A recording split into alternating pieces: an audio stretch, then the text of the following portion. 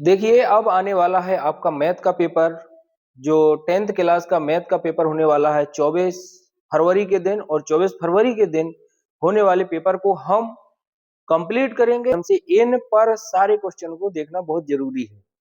हम देखते हैं कि यहाँ पर जितने भी क्वेश्चन हम बताएंगे वो सारे के सारे कैसे हैं, बहुत इंपॉर्टेंट, मतलब परीक्षा में ऐसे लगेगा कि आपको ये छपने वाले ही हैं डायरेक्ट। तो 24 तारीख के दिन जो पेपर होने वाला है वो काय का है, वो है मैथ का। 24/2/2026 कब? 24/2/2026 के दिन होने वाला मैथ का पेपर आपको 24 तारीख को 9 बजे फिक्स यही क्वेश्चन आपको मिलने वाले हैं। राइट, तो देखिए चैप्टर वाइज पढ़ेंगे, चैप्टर वाइज क्वेश्चन सारे रहेंगे, इंपॉर्टेंट क्वेश्चन है जिसमें आपको बताने वाले हैं बहुविकल्पीय प्रश्न, रिक्त स्थान, सही जोड़ी, एक शब्द, अति लघुत्तरीय और लघुत्तरीय प्रश्न, दीर्घ उत्तरीय, ये सारे परीक्षा में कैसे हैं, इंपॉर्टेंट हैं। और इन इंपॉर्टेंट क्वेश्चनों को हम जरूर देखेंगे।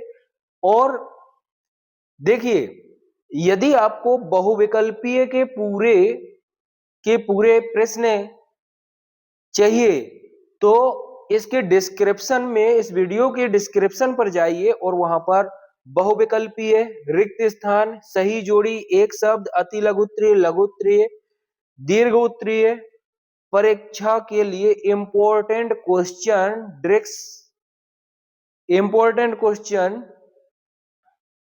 डिस्क्रिप्शन, वीडियो के डिस्क्रिप्शन पर पड़े हुए हैं। वहां पर जाकर के उस लिंक को क्लिक करिए और वहां से उन सारे क्वेश्चनों को आप देख सकते हैं। और सेशन स्टार्ट करने के पहले सभी बोलेंगे जय श्री गणेशाय नमः। श्री गणेशाय नमः हाथ जोड़ करके सभी बोलेंगे, ताकि आज की क्लास में जो भी हम क्वेश्चन आपको बताने वाले हैं वो लगभग क्वेश्चन आपको परीक्षा में मिल जाए। तो देखिए चैप्टर नंबर 1 की अगर हम बात करते हैं, चैप्टर 1 तो पहला जो पार्ट है, पहला पार्ट है, पहले पार्ट में से एक आपको यहां से आपको क्लियरिटी ध्यान देते हुए मेरी बातों पर ज्यादा ध्यान देना है। और ये क्वेश्चनों के साथ साथ मैं आपको ये भी बताता जाऊंगा कि कौन से कहां पर प्रश्न है और वह प्रश्न आईएमपी है अथवा नहीं है। क्योंकि हम देखते हैं कि चैप्टर में क्या करते हैं, चैप्टर में सारे के सारे क्वेश्चनों को हम सिलेबस को पढ़ते हैं, थ्योरी पढ़ते हैं। जब हमने साल भर पढ़ा है और साल भर के अंतराल पे हमने क्या किया, उसका पूरी की पूरी थ्योरी हमने कॉन्सेप्ट क्लियर किया। अब कॉन्सेप्ट क्लियर करने के लिए हम उसकी डिटेल ना बता करके हम उस क्वेश्चनों पर फोकस करेंगे जो यह क्वेश्चन परीक्षा में उपयोगी है।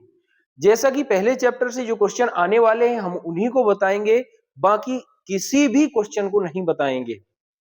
राइट, देखते हैं। तो पहला जो चैप्टर है, सबसे पहला चैप्टर का नाम है वास्तविक संख्याएं। और मैं आपको बता दूं वास्तविक संख्याओं से क्या क्या पूछा जाता है। एक क्वेश्चन आपको विकल्प में मिलता है जो कि आपका प्रश्न क्रमांक 1 दिया हुआ है कि किसी पूर्णांक m के लिए प्रत्येक सम पूर्णांक का रूप होगा। तो स्टूडेंट यहां पर ये कंफ्यूज नहीं होना है, आपको पूछा जाएगा सम और आपको यहीं पर पूछा जाएगा विषम। अगर दो प्रकार के कोई भी क्वेश्चन आपको पूछे जाते हैं, क्या अंतर होगा? केवल इधर पर अंतर होगा, या तो विषम होगा या सम होगा। यदि सम दिया है तो सम के लिए क्या होता है, 2m होता है। क्यों? क्योंकि यहां पर m दिया है, वो क्या है, एक पूर्णांक है। पूर्णांक जो होता है वह हम मानते हैं n m q जो भी है, सम के लिए 2m होता है। अगर वह विषम संख्या की बात करता तो विषम संख्या के लिए जो धन पूर्णांक हो जाएगा, विषम पूर्णांक हो जाएगा, वो हो जाएगा 2m + 1। ये बात बिल्कुल ध्यान रखना, यदि इसका क्वेश्चन आता है, और ये क्वेश्चन जो है बहुत इंपॉर्टेंट है, आपको परीक्षा में लगभग यही क्वेश्चन पहला वाला आपको मिलेगा। और इस पर क्या होगा, या तो सम का पूछा जाएगा या विषम का पूछा जाएगा। थोड़ा फास्ट करना है। और ये महा मैराथन क्लास है, ये क्लास बहुत लंबी होगी और एक भी प्रश्न नहीं छोड़े जाएंगे। तो इसके पहले सभी स्टूडेंट इस वीडियो को शेयर करें, लाइक करें, और यदि चैनल को सब्सक्राइब ना किया हो तो चैनल को भी सब्सक्राइब कर लें, और ये अपने दोस्तों तक, मित्रों तक, आपके रिश्तेदारों तक, जहां भी आपके कोई भी रिलेटिव 10th की एग्जाम दे रहे हैं तो वहां तक ये वीडियो जरूर पहुंचाएं। राइट, चलिए अब यहीं पर इस चैप्टर में एक क्वेश्चन और पूछा जाता है। एक क्वेश्चन पूछा जाता है कि सिद्ध कीजिए √3 एक अपरिमेय संख्या है। ये आपने पढ़ा होगा, बिल्कुल आप कंप्लीट करके जाइए, बिल्कुल कंप्लीट करके जाइए। इसके साथ में अगर ये नहीं मिलेगा तो सेम क्वेश्चन ये मिलेगा, दोनों कैसे हैं, एक जैसे हैं। चलिए इसी इसी चैप्टर में, पहले वाले चैप्टर में यहां पर हमें क्या क्या पढ़ना है, क्या क्या पढ़ना है, वो चीजें हमें क्या करना है, ध्यान देना है। एक तो गुणनखंड, गुणनखंड सीख करके जाना है, HCF और LCM, गुणनखंड HCF LCM ये बिल्कुल कंप्लीट करके जाना है। और यह क्वेश्चन जो आएंगे HCF का 100% आपको प्रश्न मिलेगा ही मिलेगा। राइट, एक अशून्य परिमेय संख्या एक अपरिमेय संख्या का गुणनफल होगा। देखिए यदि वह कहता है कि एक अपरिमेय संख्या, हमने लिख लिया √3, आप एक अशून्य परिमेय संख्या का अगर मल्टीप्लाई करेंगे तो उसका सदैव एक अपरिमेय संख्या ही होगा। क्या होगा स्टूडेंट, भूलना नहीं। केवल क्या बोला कि एक अपरिमेय संख्या का यदि गुणा अशून्य परिमेय संख्या के साथ होता है तो अपरिमेय संख्या होती है। राइट, आईएमपी क्वेश्चन, आईएमपी बहुत ज्यादा, आईएमपी बिल्कुल छोड़ के नहीं आना। कई बार पूछा गया ये प्रश्न, कई बार। क्या है 96 और 404 का क्या निकालना है, HCF, बचपना से पढ़ते चले आए हो, क्या बताना पड़ेगा। राइट, देखिए ये क्वेश्चन बिल्कुल छोड़ के मत आना। सबसे पहले हम 96 के क्या करेंगे, 96 के गुणनखंड कर लेंगे। कितने टाइम जाएगा, 4 8, फिर 2 से जाएगा 24, फिर 2 से जाएगा 12, फिर 2 से जाएगा 6, फिर 2 से जाएगा 3, और 3 से 1, 404। 2 से भाग देंगे 202, फिर 2 से देंगे 101, 101 से देंगे एक बार। क्या पूछा है, HCF, HCF निकालने के लिए क्या करेंगे, 96 के जो यहां पर गुणनखंड आए हैं, 2 गुणा 2 गुणा 2 गुणा 2, 5 बार 2 है, और गुणा 3, इसके बाद में 404 का 2 गुणा 2 गुणा 101। ये जो सवाल है बहुत इजी है, आपको विकल्प में पूछा जाएगा। यदि विकल्प में नहीं पूछा जाता है तो यहां पर 2 नंबर में भी ये क्वेश्चन आता है, 2 नंबर में पूछा जाता है। अब HCF निकालने के लिए आप क्या करोगे, यहां पर हम कॉमन देखते हैं। क्या देखते हैं स्टूडेंट, कॉमन देखते हैं। तो ये 2 कॉमन हो गए, यहां पर क्या हो गया, 2 गुणा 2, अर्थात कितना हो गया, 4। इसका आंसर हो जाएगा। राइट आंसर कौन सा हो गया, बी नंबर का सही है। नेक्स्ट क्वेश्चन, इस टाइप का भी क्वेश्चन अगर आपको ये सेम टू सेम नहीं मिल रहा, यहां पर हो सकता संख्याएं बदली हो, लेकिन क्वेश्चन आपको ऐसा ही मिलेगा, बिल्कुल हु में हु मिलेगा, कोई नहीं टाल सकता। तो और इसके अगर अलग अलग से क्वेश्चन पढ़ना हो आपको तो फिल इन द ब्लैंक का अलग वीडियो डिस्क्रिप्शन में पड़ा हुआ है, बहुविकल्पी का वीडियो डिस्क्रिप्शन में पड़ा हुआ है, ये रिक्त स्थान, सही जोड़ी, सारे टॉपिक अलग अलग रूप से डिस्क्रिप्शन पे आपको मिल जाएंगे। जो आईएमपी है, पूरा सिलेबस नहीं, जो आईएमपी है वो इसी वीडियो के डिस्क्रिप्शन पर मिलेंगे। राइट, देखिए इसको, यहां पर ये होता है HCF मल्टीप्लाई LCM बराबर दोनों संख्याओं का गुणनफल। ये फॉर्मूला होता है, मासा गुणा लासा बराबर दोनों संख्याओं का गुणनफल। तो यहां पर अगर हम देखें कि HCF दोनों संख्याओं का कितना है, 9, तो यहां पर कितना हो जाएगा 9, और LCM हमें क्या करना है, निकालना है। ए का मतलब कितना हो गया 306, और बी का मतलब कितना हो गया 657। तो LCM बराबर कितना हो जाएगा 306 गुणा 657/9, ये आएगा। चलिए 3 से काट दीजिए, 3 एकम 3, 3 दूनी 6, 102 बार ये जाएगा 3 बार, फिर 3 से इसको काट दीजिए, 3 दूनी 6, 3 एकम 3 और 9 बार जाएगा 27। कितना आ गया? 102 गुणा 219। इसका हम क्या कर देंगे? गुणा कर देंगे। क्या कर देंगे? गुणा। अब गुणा करने के लिए हम क्या करेंगे? इस पर अलग से गुणा कर लेने। 219 गुणा 1 2 18,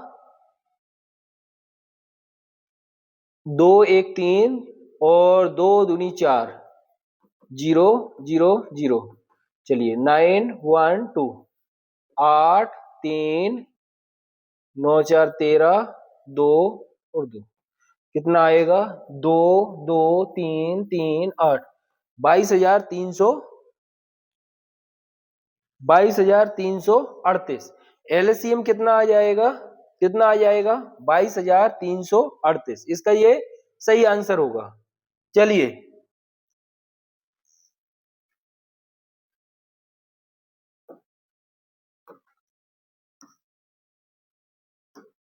चलिए, बहुत ही अच्छा क्वेश्चन। इसको समझते हैं। दो क्रमागत धनात्मक पूर्णांकों का गुणनफल, दो क्रमागत धनात्मक पूर्णांकों का गुणनफल कितना है? गुणनफल 2 से विभाज्य है। माना कि कोई भी अगर दो क्रमागत संख्याएं, दो धनात्मक क्रमागत संख्याओं की बात करेंगे, क्रमागत संख्याएं, तो क्रमागत जो संख्याएं होंगी वो अगर एक हम x मानते हैं तो दूसरी x+1 होगी। ये आप जानते हैं कि अगर हमने दो क्रमागत का मतलब क्या है कि क्रम से, यदि हम एक संख्या को हमने 11 माना तो दूसरा 12 होगा, यदि हमने एक संख्या को 12 माना तो दूसरा 13 होगा, यदि हमने एक को 8 माना तो दूसरा 9 होगा। इस पर हम क्या देखते हैं? इसका कहने का मतलब क्या है कि जो भी क्रमागत धनात्मक पूर्णांकों का गुणनफल होगा, माना कि इन दोनों का हम क्या कर दें? गुणा कर दें, तो इसमें से क्या ये दो से विभाज्य होता है? तो यह कथन सत्य है या असत्य है?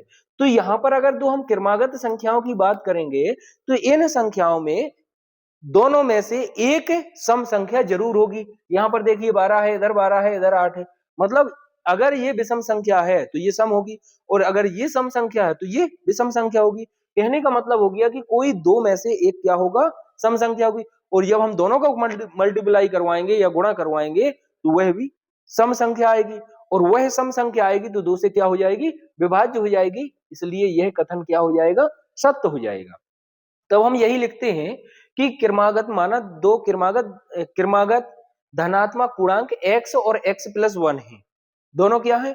यदि हम दोनों में से दोनों संख्याओं का गुणनफल करते हैं तो दोनों संख्याओं का गुणनफल एक सम संख्या प्राप्त होती है, जो कि वह सम संख्या दो से विभाजित होती है। उसका यही कारण है कि वह दो से विभाज्य होगा। कैसे होता है? विभाज्य। और यह कथन सत्य है। राइट, यही हमें लिखना है।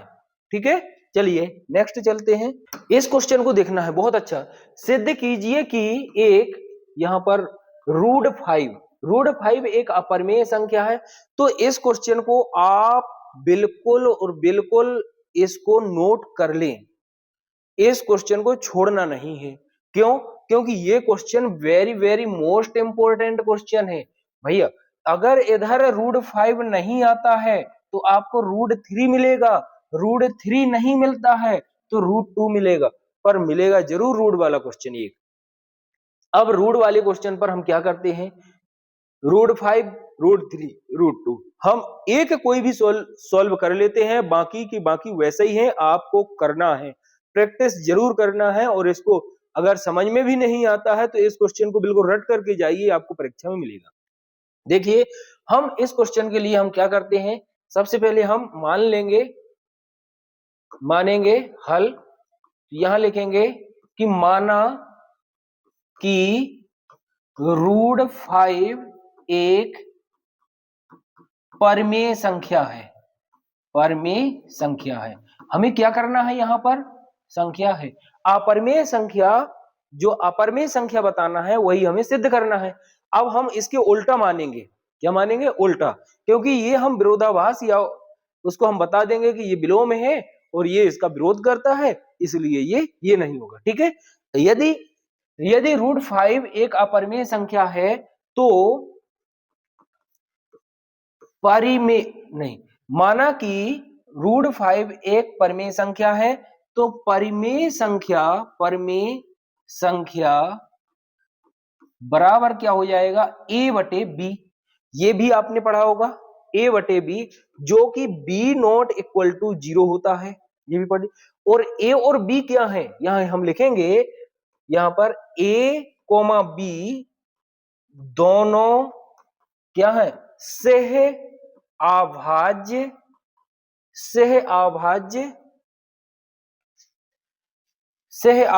पूर्णांक हैं। कैसे हैं, सह अभाज्य पूर्णांक हैं। जब ये सह अभाज्य पूर्णांक हैं स्टूडेंट, तो यहां पर हम क्या लिखेंगे, दोनों के लिए हम लिख सकते हैं कि √5 बराबर a बटे b। हम क्या करें यहां पर, यहां दोनों का क्या कर दें, मल्टीप्लाई, b√5 बराबर a। दोनों पक्षों का स्क्वायर करने पर, दोनों पक्षों का वर्ग करने पर, जब हम दोनों का वर्ग करेंगे तो ये हो जाएगा b² 5b² बराबर a²। समीकरण नंबर 1 डाल देंगे। देखिए ये क्या है, हमने क्या निकाला कि 5b² बराबर a², इसको हमने समीकरण 1 डाल दिया, ठीक है। चलिए अब यहां पर इसका मतलब ये हो गया कि जो ये 5 है ये a² का एक गुणांक होगा। तब हम लिखेंगे कि a² 5 से विभाज्य है। जब a² 5 से विभाज्य होगा तो a अर्थात क्या लिखेंगे हम, अर्थात a भी 5 से विभाज्य होगा। a भी कैसा हो जाएगा, विभाज्य हो जाएगा। जब a भी विभाज्य होगा तब हम इसके लिए हम मान लेते हैं कि a बराबर 5c। क्या करते हैं, ये मान रखने पर,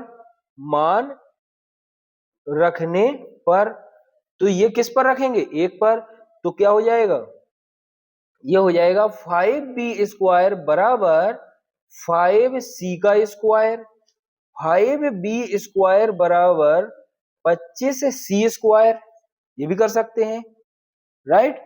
अब यहां पर हम इधर से थोड़ा इसको क्लीन कर देंगे, ठीक है। ये अब ये आ गया, इससे ये 5 से ये 25 कट जाएगा, तब आ जाएगा b² बराबर 5c²। अब इसका मतलब क्या है, b² 5 से विभाज्य होगा। कैसा हो जाएगा, विभाज्य हो जाएगा। अर्थात जब ये b² 5 से विभाज्य होगा, अर्थात b भी 5 से कैसा होगा, विभाज्य हो जाएगा, ये भी विभाज्य हो जाएगा। अब ये बात आपको समझ में आ गई होगी कि यहां पर जो है b भी 5 से विभाज्य हो रहा, वहां हमने देखा था a भी 5 से विभाज्य हो रहा। जब दोनों संख्याएं 5 से विभाज्य हो रही हैं, तब हम यहां पर यह जो है वो विरोधाभास लग रहा है, तब a और a, b दोनों का उभयनिष्ठ गुणनखंड कितना है, 5 है। तो जब दोनों का उभयनिष्ठ गुणनखंड 5 है तो ये कैसा है, विरोधाभास है। और जब विरोधाभास है तब हमने ये त्रुटिपूर्ण क्या मान लिया था, यह अवधारणा गलत मान ली थी। और यह अवधारणा जो गलत मानी थी, इसके लिए हम लिख देंगे कि अतः √5 एक क्या है, परिमेय संख्या है। ऐसे हम इसको लगाएंगे और इस क्वेश्चन को बिल्कुल रट करके जाना। यह क्वेश्चन आपको परीक्षा में मिलेगा, मतलब मिलेगा, राइट। चलिए नेक्स्ट क्वेश्चन की तरफ। एक द्विघात बहुपद ज्ञात कीजिए जिसके शून्यांकों का योगफल, एक बताऊंगा बस और आगे बढ़ जाएंगे। एल्फा प्लस बीटा बराबर 1/4, क्योंकि कहा गया है योगफल क्रमशः दिए हुए हैं। क्या क्या दिया हुआ है? जिनके शून्यांकों के योगफल क्रमशः दी गई संख्या है। क्या है? दी गई संख्या है। चलिए, ये अधूरा है क्वेश्चन। एक द्विघात बहुपद बहुपद इधर पर टाइपिंग मिस्टेक है, जिनके शून्यांकों के योगफल तथा गुणनफल इधर होगा। क्या होगा? गुणनफल। मतलब एल्फा, इस क्वेश्चन को देखना है, यहां पर कुछ छूटा हुआ है ना, तो एल्फा इंटू बीटा बराबर -1 है। एल्फा इंटू बीटा बराबर जिसको हम कहते हैं शून्यांकों का गुणनफल। तो ये दोनों चीजें दी रखी हैं कि पहले योगफल, योगफल 1/4 है और ये गुणनफल -1 है। राइट। अब यहां पर देखना है कि जो द्विघात बहुपद होता है, जिसको हम लिखते हैं द्विघात बहुपद, तो द्विघात बहुपद की बात करें तो ये होता है x square minus alpha plus beta into x plus alpha into beta. अगर हम हिंदी में लिखेंगे इसी को तो इस टाइप से भी लिख सकते हैं हम। क्या लिखेंगे? एक्स स्क्वायर माइनस शून्यांकों का योग फल ब्रैकेट इंटू एक्स प्लस शून्यांकों का गुणनफल। गुणनफल तो यहां पर देखिए ये कितना है? एक्स स्क्वायर है, रख दिया। शून्यांकों का योगफल कितना दिया? 1/4। चलिए, इंटू एक्स। शून्यांकों का गुणनफल कितना दिया? -1। ये क्या हो गया? यहाँ पर ये आएगा, इस पर कुछ नहीं करना है। एक्स स्क्वायर की जगह एक्स स्क्वायर, शून्यांकों का योगफल, तो शून्यांकों का योगफल 1/4 दिया है। 1/4 इंटू एक्स हो गया +1, और यहाँ पर इसका क्या मान हो गया? प्लस का 1 है। लेकिन यहाँ पर प्लस का 1 है और इधर पर -1 है, क्योंकि यहाँ पर प्लस सूत्र में आ रहा है और वहां पर माइनस दिया है। अब क्या करना है? इन पर सभी में 4 से मल्टीप्लाई करवा दीजिए। 4x² x -4, ये आंसर हो जाएगा इसका। राइट। तो इस टाइप का भी सवाल 2 नंबर का आपका आता है। इस चैप्टर में से सबसे इंपॉर्टेंट सवाल यही है, रट करके जाना। IMP है, सवाल मिलेगा ही मिलेगा। Very very most important question. देखिए, द्विघात बहुपद के शून्यक ज्ञात कीजिए। शून्यक निकालना वाला भी एक क्वेश्चन बहुत इंपॉर्टेंट है। और यहां पर शून्यांकों का योगफल मैं बता देता हूं आपको। यहां पर किस टाइप के क्वेश्चन पूछे जाते हैं, कंप्लीट करके जाना है। शून्यक, अगर कोई भी द्विघात समीकरण, इसके पहले यदि ax² plus bx plus c है तो यहां पर आएगा शून्यांकों का योगफल। शून्यांकों का योगफल क्या होता है? एल्फा प्लस बीटा बराबर क्या होता है? -b/a। शून्यांकों का गुणनफल एल्फा इंटू बीटा c/a। ये भी विकल्प में, खाली स्थान में कहीं ना कहीं आपको जरूर मिलेंगे। दोनों शून्यांकों का गुणनफल, शून्यांकों का योगफल -b/a और ये c/a। राइट। अब यहां पर ये हमारा व्यापक क्या होता है? बहुपद होता है। इस बहुपद से अब यहां पर हमें क्या निकालना है? इसके हमें क्या निकालना है? शून्यक भी निकालना है। ये तो हमने निकाल लिए, वो बता दिया, ये आता ही आता है। अब देखिए इसके शून्यक हम कैसे निकालेंगे? x² - 3x - 10। यहां पर हम सबसे पहले क्या करते हैं कि 1 गुणा -10 बराबर होगा -10। इसका 1 मान लेते हैं। क्या मानेंगे? 1। तो यहां पर कितना आ गया? 10। और ये हमें यह प्रदर्शित करता है कि यहां पर माइनस का आया तो माइनस का ये आएगा, घटाने पर आएगा। x² माइनस 5 - 2 x - 10, ये होगा x² माइनस का 5x और प्लस के 2x - 10। x यहां पर कॉमन हो जाएगा तो x - 5 और यहां पर 2 कॉमन हो जाएगा x - 5। इधर से x माइनस 5 कॉमन ले लेंगे, x प्लस 2 आएगा। अब यही जो है ये गुणनखंड हो गए। शून्यक निकालने के लिए हम प्रत्येक गुणनखंड को शून्य के बराबर करेंगे। किसके बराबर करेंगे? शून्य के बराबर करेंगे। तो x माइनस 5 बराबर कितना हो जाएगा? 0। तो x बराबर कितना हो गया? 5, right. x plus 2 equal to कितना हो गया? 0। तो x बराबर कितना हो गया? -2। अर्थात शून्यक जो होंगे, शून्यक होंगे वह कहलाएंगे 5, -2। हाँ, एक बात और ध्यान रखना है, यदि ये बहुपद जो है आपके कोर्स में केवल द्विघात बहुपद है, यदि द्विघात बहुपद है तो वहां पर घात की संख्या पूछी जाती है, कितनी होगी? 2। यदि त्रिघातीय बहुपद है तो घात की संख्या कितनी होगी? 3।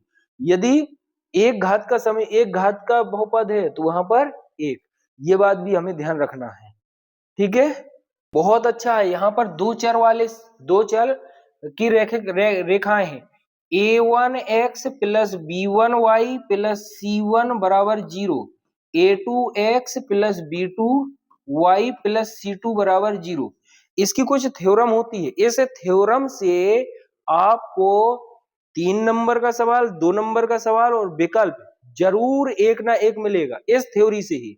यदि 2 रेखाएं, ये सवाल मैं बाद में बताऊंगा, इसके पहले आपको ऐसे टिप्स दूंगा कि जो आपकी परीक्षा में मिलने वाले हैं। यहां पर ये रेखा हम फर्स्ट मानते हैं, ये रेखा हम सेकंड मान लेते हैं। दोनों रेखाएं हैं। इन रेखाओं के लिए यदि इसके जो 3 शर्त होते हैं, नंबर 1 प्रथम शर्त, तो प्रथम शर्त में ये कहता है कि a1 बटे a2 बराबर होगा b1 बटे b2 के, बराबर नहीं होगा c1 बटे c2 के। ये मतलब इनके जो गुणांकों का अनुपात है यह बराबर नहीं होगा, तब जाकर के ये होगा एक अद्वितीय हल होगा, अद्वितीय हल।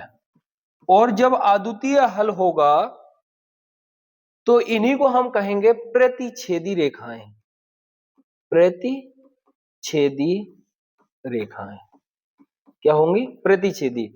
और जब कहीं पर भी बिंदु कट कर जाता है तो उसी को हम कहते हैं संगत रेखाएं, राइट।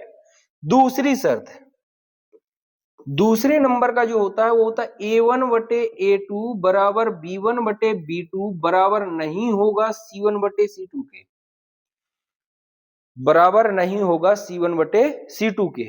तब यहां पर ये जो रेखाएं होंगी, ये रेखाएं होंगी, इनको हम कहेंगे कोई हल नहीं, कोई हल नहीं। इसका ये हल होगा।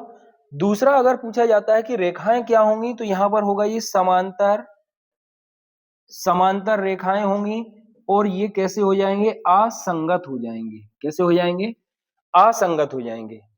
तीसरे नंबर का है a1 बटे a2 बराबर b1 बटे b2 बराबर c1 बटे c2।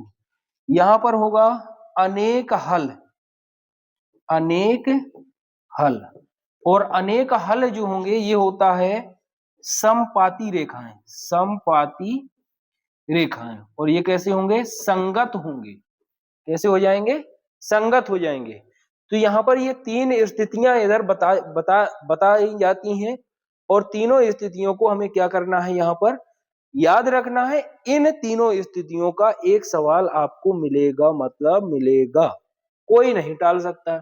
अब देखिए, जो प्रथम स्थिति आपकी बन रही, इसको मैं बता दूं, एक अद्वितीय हल का मतलब है कि ये आपका ग्राफ है, एक रेखा ये जा रही, एक रेखा ये जा रही, ये कहीं ना कहीं एक बिंदु पर क्या होगी? प्रतिच्छेद होगी, और प्रतिच्छेदी रेखाएं कहलाएंगी, इसी का एक हल होगा।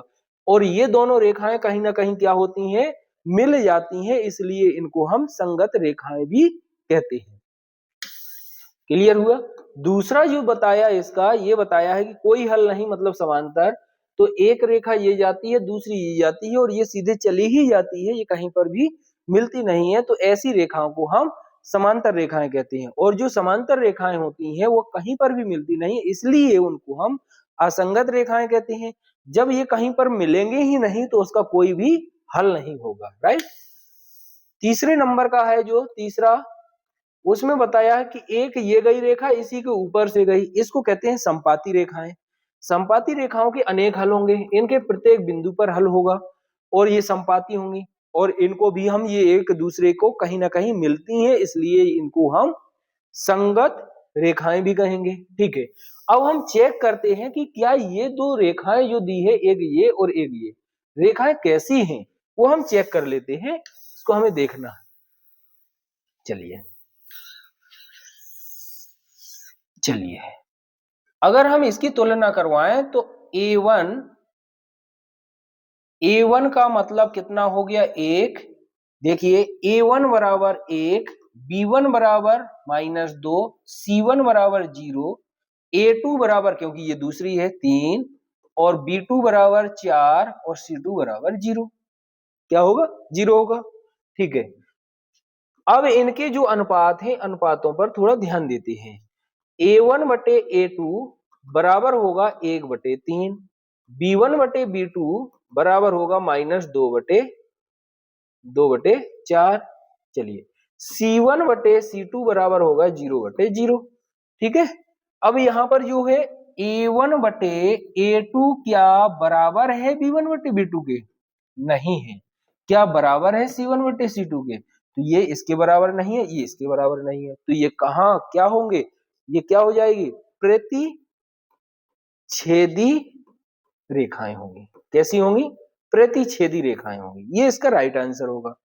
तो ये स्टूडेंट समझ में आ गया होगा आपको, कोई भी इस प्रकार का क्वेश्चन आता है तो बन जाएगा लगभग। ठीक है, चलिए बहुत बढ़िया क्वेश्चन है और यह क्वेश्चन आएगा तो भैया 3 नंबर का आएगा। चलिए हल देखते हैं। 2x प्लस 3y बराबर 11, 2x माइनस 4y बराबर -24 को हल कीजिए। ठीक है, इसको हम समीकरण 1 डाल देते हैं, इसको समीकरण 2 डाल देते हैं। समीकरण लिखेंगे, समीकरण 1 व 2 से क्या करें, सीधे विलोपन से कट जाएगा। 2x प्लस 3y बराबर 11, 2x माइनस 4y बराबर -24। ये माइनस जाएगा, ये प्लस जाएगा, ये प्लस जाएगा, ये दोनों कैसे हो जाएंगे, कट जाएंगे। तो 7y बराबर हो जाएगा 35। ठीक है, चलिए तो y बराबर 35/7 अर्थात y बराबर कितना हो गया, 5। ये y का मान आ गया। y का मान कहाँ रखेंगे हम, समीकरण 1 में। y का मान समीकरण 1 में रखने पर, तो एक कौन सा, ये वाला 2x प्लस 3y, y का मान कितना है, प्लस 3 गुणा 5 बराबर 11। तो 2x बराबर 11 माइनस 15, इसका गुणा करेंगे 15 हो जाएगा और 15 का पक्षांतर कर देंगे। ठीक है, 2x बराबर -4। ठीक है, x बराबर -4/2 कट जाएगा, माइनस का 2 आ गया। ठीक है, अब यहां पर जो है वो हमें क्या m की वैल्यू निकालना है, क्योंकि x की वैल्यू आ गई। y बराबर mx प्लस 3, तो y की वैल्यू कितनी है, 5। m गुणा -2 प्लस 3, 3 को इधर भेजो, 5 माइनस 3 बराबर माइनस का 2m, 2 बराबर -2m, तो m बराबर -1।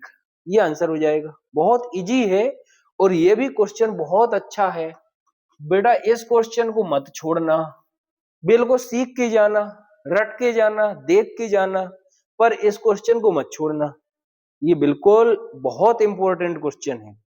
राइट, चलिए नेक्स्ट क्वेश्चन देखिए, बहुत अच्छा क्वेश्चन है, शानदार क्वेश्चन है। हल हम यहां पर कुछ मानेंगे, दो संख्याओं का अंतर। सबसे पहले हमें संख्याएं पता होना चाहिए। माना कि दो संख्याएं x, y है। ठीक है, शर्त नंबर 1, x माइनस वाई बराबर 26। क्यों, क्योंकि उसने कहा है, हम यहां लिख देंगे शर्त नंबर 1 से उसने कह दिया है, क्या कह दिया कि दोनों संख्याओं का अंतर 26 है। समीकरण 1 डाल दो। ठीक है, एक संख्या दूसरी संख्या की 3 गुनी है। यहां से हमें यह भी डिसाइड करना है कि दोनों में से हमने बड़ी संख्या किसको मानी।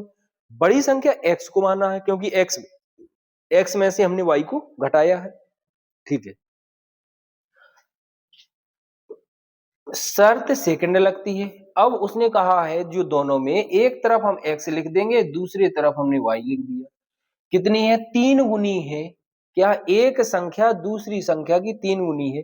मतलब ये कैसी है? 3 गुनी है। ये 3 गुनी है तो 3 का गुणा इसमें करेंगे तो ये हो जाएगा x माइनस 3y बराबर 0। समीकरण नंबर 2 कितना हो जाएगा? 2 हो जाएगा। यहां हम लिखेंगे इसको, कोई विधि बोला नहीं है तो जिस विधि से आपको लगाना हो उससे आप लगा सकते हो। समीकरण 1 व 2 को हल करने पर या हम ऐसे भी लिख सकते हैं कि 1 को 2 से घटाने पर, ठीक है, तब जाकर के x माइनस वाई बराबर 26 और x माइनस 3 बराबर 0, ये कट जाएगा, ये माइनस, ये प्लस और ये माइनस। यहां पर ये जोड़ के कितना हो जाएगा? 2y बराबर 26, तो y बराबर कितना हो गया? 13 हो गया। तेरा आंसर आ गया इसका। ठीक है, अब एक संख्या तो 13 आ गई, लेकिन बड़ी संख्या कहाँ है? बड़ी संख्या का पता नहीं। ठीक है, इसका y का मान समीकरण 1 में रखने पर, तो 1 किधर है? वो है x माइनस 13 बराबर 26, तो x बराबर 26 प्लस 13, x बराबर 39।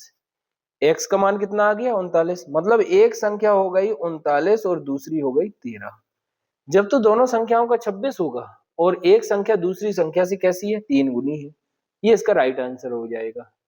चलिए देखिए, बहुत ही अच्छा क्वेश्चन है, ये भी बहुत अच्छा क्वेश्चन। इस क्वेश्चन को हम देखेंगे। इस पर क्या पूछा गया है कि प्रतिस्थापन विधि। तो स्टूडेंट मैं आपको बता दूं, प्रतिस्थापन विधि, विलोपन विधि पक्का आती है आपको। आप बिल्कुल पढ़ करके जाना, दोनों विधियां सीख करके जाना, दोनों में से एक ही आएगी। कैसी आएगी? एक। विलोपन विधि बिल्कुल आएगी ही आएगी। यहां पर अभी मैं सॉल्व करवा रहा हूं आपको प्रतिस्थापन, और आपको विलोपन भी बताई है, बिल्कुल सीख करके जाना, क्योंकि अब टाइम नहीं है सिखाने का, अब केवल आईएमपी बताने का टाइम है। और बाकी के अगर आपको सीखना है तो ऐसे वीडियो के डिस्क्रिप्शन पर फिर बता दिए, शॉर्ट क्वेश्चन का अलग वीडियो है, विकल्प का अलग है, रिक्त स्थान का अलग है, सत्य असत्य का अलग है, एक शब्द का अलग है, और वहां पर सही जोड़ी का भी अलग है। 2 नंबर वाले क्वेश्चनों का अलग वीडियो है। इनके जाकर के छोटे छोटे से वीडियो, उनको देख करके जरूर जाएं। वह वीडियो में जो क्वेश्चन दिए हैं वो परीक्षा में जरूर पूछे जाएंगे। तो देखिए, सबसे पहले हम यहां लिखेंगे हल में 8x प्लस 5y बराबर 9, 3x प्लस 2y बराबर 4, इसको समीकरण 1 डालते हैं, इसको समीकरण 2, राइट। अब यहां पर लिखेंगे हम समीकरण 1 से केवल इतना, 8x बराबर 9 माइनस 5y, x बराबर 9 माइनस 5y बटे 8, समीकरण नंबर 3।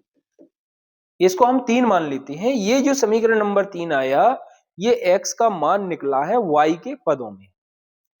अब जो x का मान निकाला है, ये हमने किस समीकरण से निकाला? ये निकाला है हमने 1 से। तो x का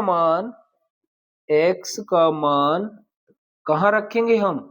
समीकरण 2 में रखने पर, 2 में रखने पर, जब 2 में रखेंगे तो ये हो जाएगा 3 गुणा x का जो मान है 9 माइनस 5y बटे 8, ब्रैकेट बंद, प्लस 2y बराबर 4। बहुत अच्छा क्वेश्चन है। चलिए 3 का गुणा कर देंगे, 27 15y बटे 8 प्लस 2y बराबर 4। इसके बटे में 1 मान लेंगे, इनका एलसीएम 8 हो गया। 27 माइनस 15y प्लस 16y गुणा हो जाएगा बराबर 4, इधर y आएगा।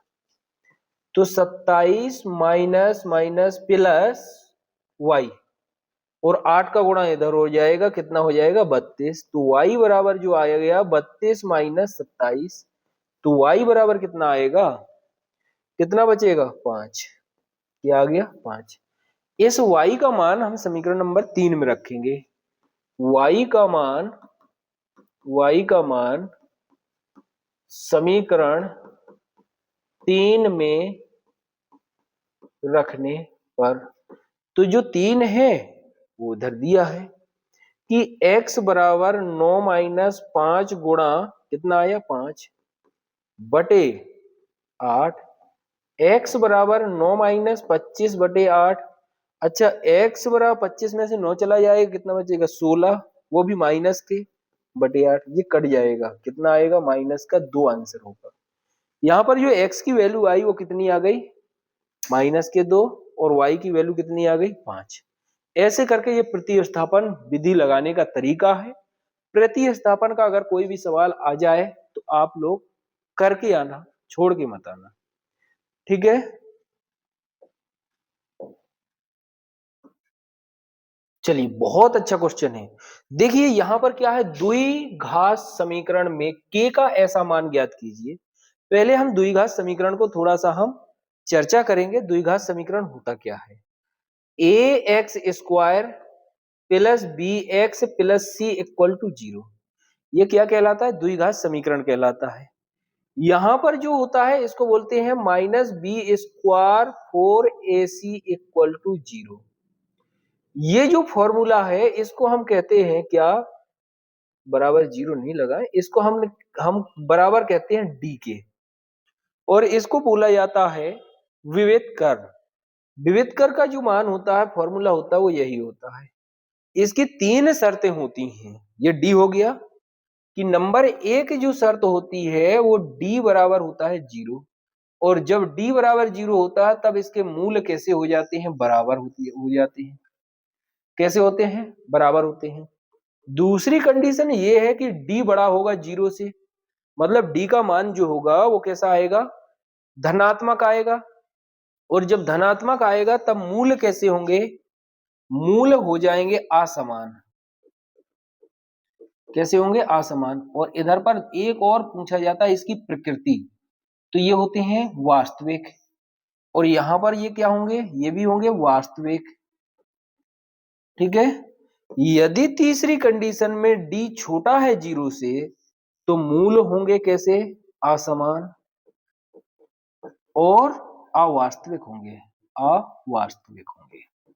अब कंडीशन ये लागू होती है कि डी बराबर, डी का मान तो पता है, डी बराबर क्या होता है, डी बराबर होता है बी स्क्वायर माइनस 4ac, यहां से निकलेंगे। और ये तो आपको पता ही है कि बी क्या है, ए क्या है, सी क्या है। बी जो होता है वो इसका एक्स का गुणांक होता है, और ए होता है वो एक्स स्क्वायर का गुणांक होता है, सी होता है वो अचर पद होते हैं, ठीक है। कल बताऊंगा, एक आपको अपने हिसाब से करना है, देखना है, परीक्षा अध्ययन पे मिल जाएगा आपको। नंबर 1 2x प्लस के एक्स प्लस 3, राइट। इस क्वेश्चन को पढ़ेंगे, के का ऐसा मान क्या बोला कि 2 बराबर मूल हैं। अब 2 बराबर मूल हैं तो 2 बराबर मूल का मतलब तो समझ रहे हैं। पहले हम इसके गुणांक लिखेंगे, a बराबर 2, b बराबर k और c बराबर 3 बराबर 0, ठीक है। विविध कर d बराबर की बात कर रहा है तो वो कितना है, बी स्क्वायर 4ac, और ये क्या हो जाएगा 0, क्यों, क्योंकि यहां पर लिखा है कि मूल कैसे हैं, बराबर हैं, बराबर है, तब 0 होगा, ठीक है।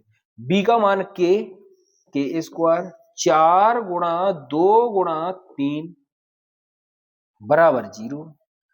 के स्क्वायर माइनस 8 गुणा 3 बराबर 0। तो के कॉमन, के स्क्वायर बराबर हो जाएगा के स्क्वायर माइनस 24 बराबर 0। के स्क्वायर बराबर हो जाएगा 24, ठीक है। इसके हम स्क्वायर खोलेंगे, रूट लगा देंगे 24, और जो 24 होगा इसको लिखेंगे हम 6 गुणा 4।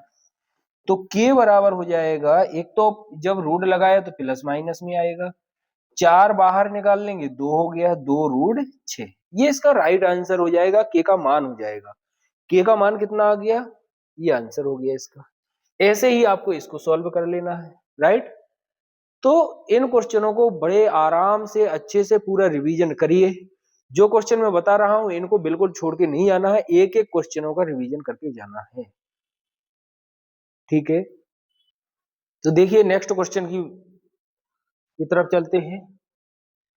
दो क्रमागत धनात्मक पूर्णांकों का गुणनफल 306 है, हमें पूर्णांक को ज्ञात करना है। ये भी बहुत इंपॉर्टेंट क्वेश्चन होता है, आईएमपी है।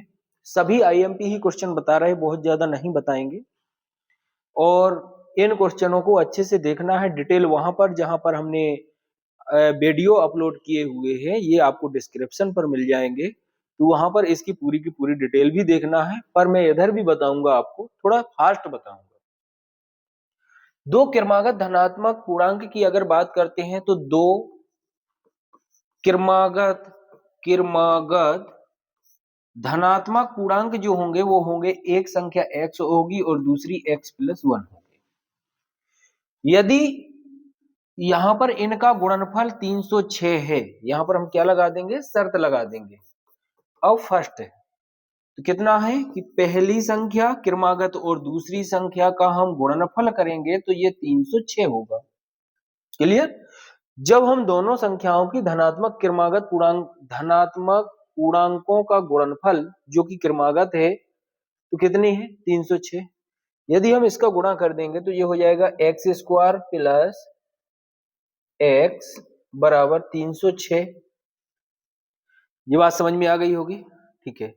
306 को हम इधर लाएंगे तो x square plus x minus 306 बराबर 0। ये द्विघात समीकरण बन गया, और इस द्विघात समीकरण को हम सॉल्व करेंगे। द्विघात समीकरण का क्या नियम होता है कि पहले इसके क्या है, एक और एक का गुणा हम 306 के साथ करेंगे तो 306 ही आएगा। 306 के हम फैक्टर कर लेंगे, क्या कर लेंगे, फैक्टर। तो 306 के अगर हम फैक्टर करेंगे तो ये 2 से भाग जाएगा, इसका कितना जाएगा, 2 एकम 2, 2 पंचे 10 और 2 तिया 6। अब फिर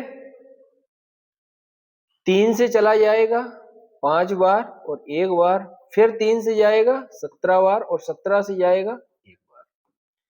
2 तिया 6, 6 तिया 18, 18 गुणा 17 और 18 गुणा 17 करेंगे तो कितना होगा, 306 होगा। क्लियर। ये हमें रफ में करना है। तो यहां पर क्या हो जाएंगे इसके फैक्टर कि एक्स स्क्वायर प्लस 18 माइनस 17, क्योंकि क्या होगा, घटेगा, इंटू एक्स माइनस 306 बराबर 0। क्लियर। चलिए, x square plus 18x minus 17x minus 306 बराबर 0। यहां पर दोनों में क्या कॉमन है, x कॉमन हो जाएगा तो x प्लस 18 माइनस 17 कॉमन हो जाएगा तो x प्लस 18 बराबर 0। x प्लस 18 x माइनस 17 बराबर 0। x प्लस 18 बराबर 0, तो x बराबर होगा माइनस का 18। लेकिन क्वेश्चन में क्या पूछा गया है कि दो धन क्रमागत धनात्मक, मतलब कैसी होना चाहिए, धनात्मक होना चाहिए। धनात्मक होने के लिए ये हमारा जो ये नंबर आ रहा है ये कैसा है, निगेटिव। हम इसको अमान्य लिख देंगे, अमान्य, क्योंकि ये कैसा है, निगेटिव है। दूसरा x माइनस 17 बराबर 0, तो x बराबर कितना हो जाएगा 17। ये क्लियर हो गया।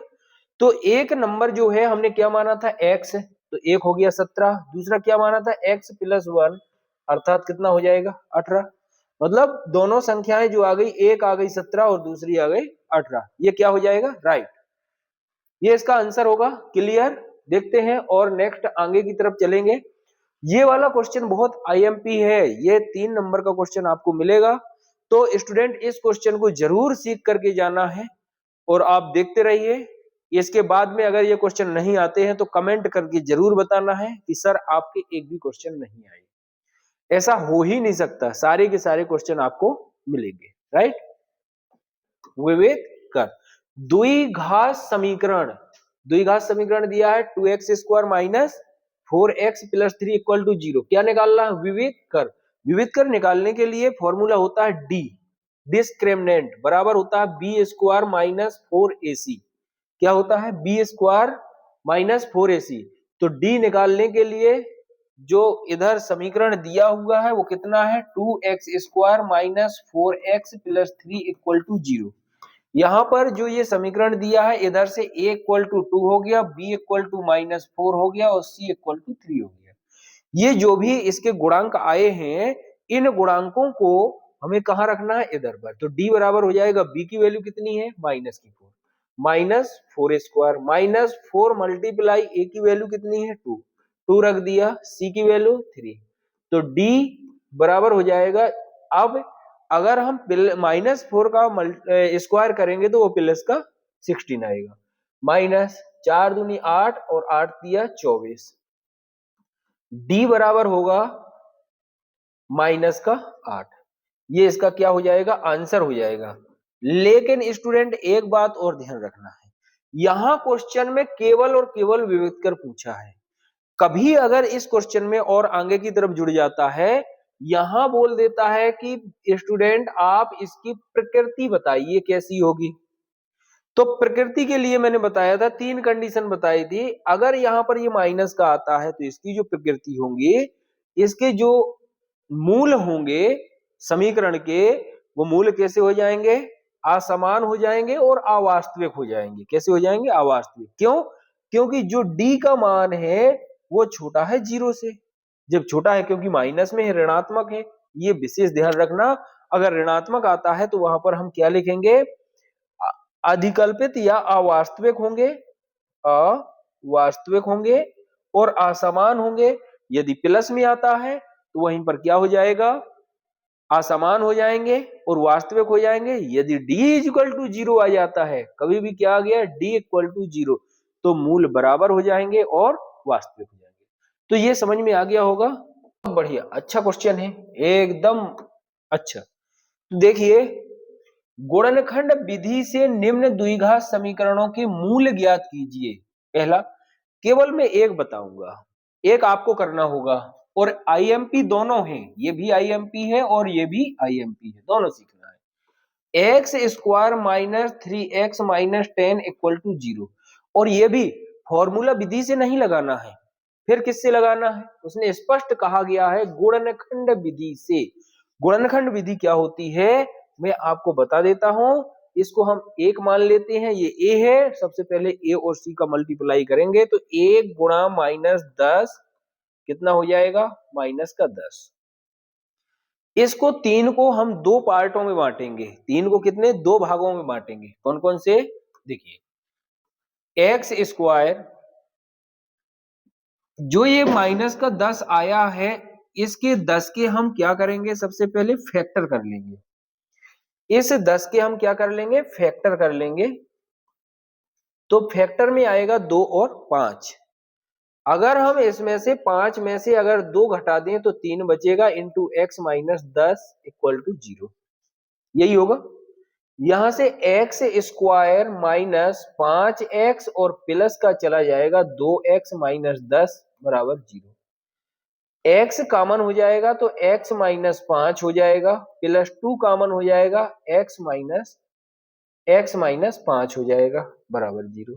x माइनस 5 कॉमन हो जाएगा तो x माइनस 5 इधर हो जाएगा, x प्लस 2 ये आएगा, बराबर में क्या होगा, 0 होगा। कितना होगा, 0 हो जाएगा। अब यहां पर x माइनस 5 को एक बार 0 करवाएंगे तो x बराबर 5 हो जाएगा। दूसरे में x प्लस 2 को 0 करवाएंगे तो x बराबर माइनस का 2 हो जाएगा। ये दो वैल्यू आ जाएगी। जो द्विघात समीकरण के मूल होंगे वो होंगे अल्फा बराबर 5 और बीटा बराबर माइनस का 2। यही इसका क्या हो जाएगा, आंसर हो जाएगा। Very very most important question है ये, मोस्ट इंपॉर्टेंट क्वेश्चन जो 24/2/2026 के प्रश्न पत्र पर आपको प्रिंटेड मिलेंगे। ऐसे दो क्रमागत विषम धनात्मक पूर्णांक ज्ञात कीजिए जिनके वर्गों का योग 290 हो। क्रमागत विषम संख्याएं, यदि हम मानेंगे, माना कि दो क्रमागत विषम संख्याएं, विषम संख्याएं x बराबर x, तो दूसरा क्या होगा, x प्लस 2। यदि हमने विषम संख्या x माना है तो वह दो दो के अंतराल पे जाएगा। जैसे हमने मान लिया 3 एक संख्या, तो 3 में 2 जोड़ेंगे तो अगली 5 होगी, क्योंकि क्रमागत पूछा गया है। क्रमागत कितना होगा, 5। अगर एक x है तो दूसरी x प्लस 2 होगी। कहा गया पूर्णांक ज्ञात कीजिए जिनके वर्गों का योग 290 हो। ठीक है, यहां पर शर्त लग रही है, शर्त। चलिए, x पहली संख्या का वर्ग प्लस दूसरी संख्या का वर्ग और दोनों के वर्गों का योग जो है वो 290 है। क्लियर हो गया होगा।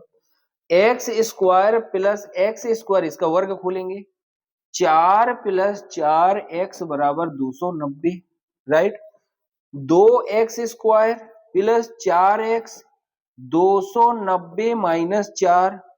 चलिए, 2x स्क्वायर प्लस 4x बराबर 4 कम हो जाएगा तो कितना बचेगा, 286 हो जाएगा। ठीक है, सभी में 2 का भाग चला जाएगा। 2 का भाग देने पर x स्क्वायर 2x बराबर 143। क्लियर, क्लियर हो गया होगा, राइट। देखिए, x square plus 2x minus 143 equal to 0।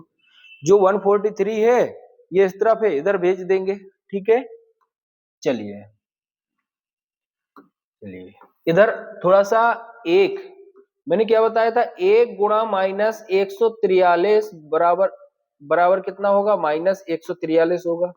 मतलब ये माइनस का चिन्ह जो दर्शाता है ये दर्शाता है कि ये दो संख्याएं जो होंगी वो क्या होगी, घटाने पर होगी। अब यहां पर हम क्या किससे भाग देंगे, 3 से। नहीं, 3 से नहीं जाएगा। चलिए, तो 143 किससे भाग जाएगा, 11 से। 11 एकम 11 और 11 दिया 33, 13। ठीक है, तो इसके जब हम फैक्टर करेंगे एक्स स्क्वायर प्लस इस 2 को, तो 13 में से 11 घटा देंगे, माइनस 143 बराबर 0 होगा। ठीक है, x square plus 13x minus 11x minus 143 बराबर 0। चलिए इसको रफ कर देते हैं, 143 इक्वल टू 0 हो जाएगा। ठीक है, अब यहां पर हम क्या करेंगे, कॉमन लेंगे। तो x कॉमन हो जाएगा, x प्लस 13 माइनस 11 कॉमन हो जाएगा, x प्लस 13 बराबर 0 हो जाएगा। क्या हो जाएगा, 0 हो जाएगा। और अब x प्लस 13 कॉमन हो जाएगा तो ये x माइनस 11 बचेगा बराबर 0। तो देखिए बहुत अच्छा है। अब हम यहां पर इसको 0 के बराबर करवाएंगे। क्या करवाएंगे, 0 के बराबर। तो x प्लस 13 बराबर 0 x बराबर माइनस का 13 हो जाएगा। उसने कह दिया कि धनात्मक पूर्णांक है, तो धनात्मक पूर्णांक ये है ही नहीं, तो इसको हम लिख देंगे अमान्य। दूसरा x माइनस 11 बराबर 0, तो x बराबर क्या हो जाएगा 11। अब दो क्रमागत जो संख्याएं हैं, एक x थी और एक x प्लस 2 है। क्या माना था हमने? दो क्रमागत संख्याएं x, x प्लस 2। x का मतलब हो गया 11 क्योंकि 11 आया, x प्लस 2 मतलब 13। दो क्रमागत जो संख्याएं आएंगी वो 11 और 13। कितनी आएंगी? 11 और 13 आएगा। बहुत very very most important question है, वेरी वेरी मोस्ट इंपॉर्टेंट। और ये क्वेश्चन आपको मैंने बता दिया। इन चैप्टरों की यदि आपको शॉर्ट में क्वेश्चन चाहिए, एक नंबर के, फिल इन द ब्लैंक्स या सही जोड़ी, विकल्प, तो इस वीडियो के डिस्क्रिप्शन पर देख लीजिए, वहां पर आपको सॉल्यूशन मिल जाएंगे सारे इकट्ठे कलेक्ट करके। और अगर ये वीडियो आपको अच्छा लग रहा हो, यदि आपको लग रहा है कि ये क्वेश्चन बहुत अच्छे हैं, सर मेहनत कर रहे हैं, तो इस वीडियो को प्लीज करके एक बार शेयर कर दें सभी, ताकि ये सभी तक पहुंच जाए। और वीडियो को लाइक भी कर दें। अगर सब्सक्राइब ना किया हो तो सब्सक्राइब भी करें। चलिए फिर देखते हैं आगे नेक्स्ट। एक समकोण त्रिभुज की ऊंचाई उसके आधार से 7 सेंटीमीटर कम है। ठीक है, हम इसको हल करने के पहले चित्र पर विशेष ध्यान देंगे।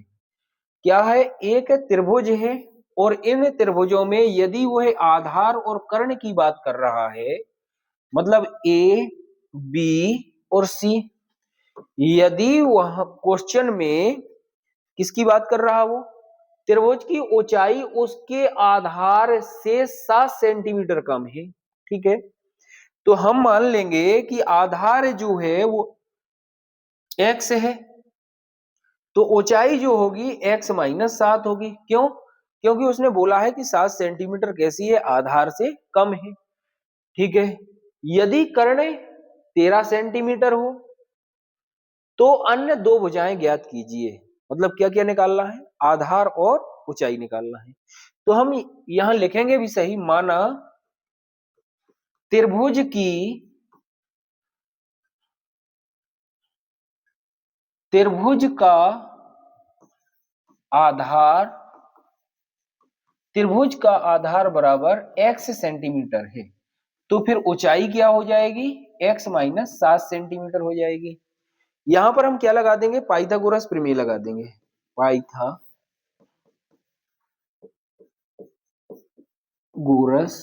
प्रमेय क्या होता है? कर्ण का स्क्वायर मतलब AC का स्क्वायर, लंब का स्क्वायर प्लस आधार का स्क्वायर। इस पर हम क्या करेंगे? इसके मान रख देंगे। AC बराबर कितना है? 13 का वर्ग।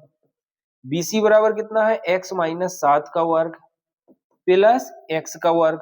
ठीक है, 13 का वर्ग जो होगा 169 होगा।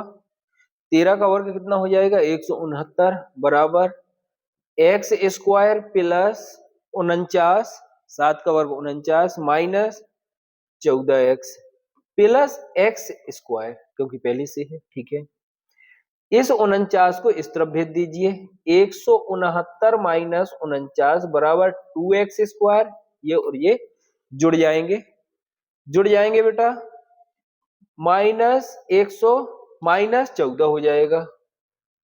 बहुत अच्छा। अब यहां पर अगर घटाएंगे तो हम इधर से लिखेंगे 2x स्क्वायर माइनस 14x बराबर, बराबर में जाएगा 120। कितना जाएगा? 120 जाएगा।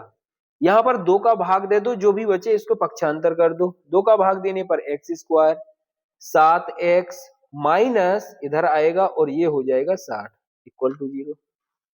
इस 7 के दो भागों में डिवाइड करना है, एक्स स्क्वायर जाएगा माइनस 12 माइनस 5 इंटू एक्स